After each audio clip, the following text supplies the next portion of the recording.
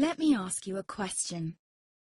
What if you didn't have to buy Zevirax, Famvir, Voltrex, or any other cyclovir medication again?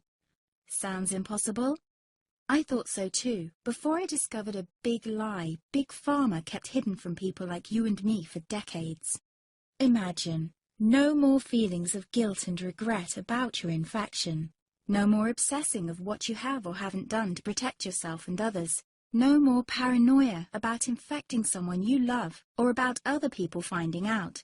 You can leave the nights of nausea, headaches and pain behind. The days with horrible fatigue will be over because there's a way to wipe out the root cause of herpes without side effects, and it's backed by several scientific studies. After just one treatment, it can end your nightmare forever, so keep watching.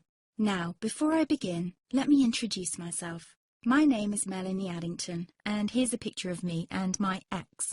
Why am I showing you this?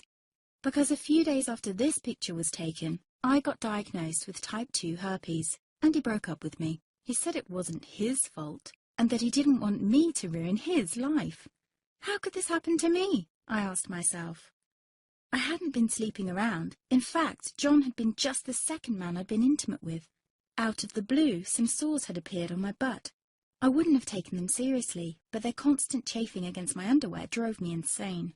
Even when my doctor took skin and blood samples, I was more annoyed than worried. I felt he was cracking a nut with a sledgehammer. Imagine my shock when I was asked back for the results. Herpes. I felt like I'd been punched in the stomach. All I could think was, it can't be me he's talking about. Herpes sounded like a life sentence in solitary confinement. The only way to escape herpes prison was to die. All we can do is control your outbreaks, my doc said.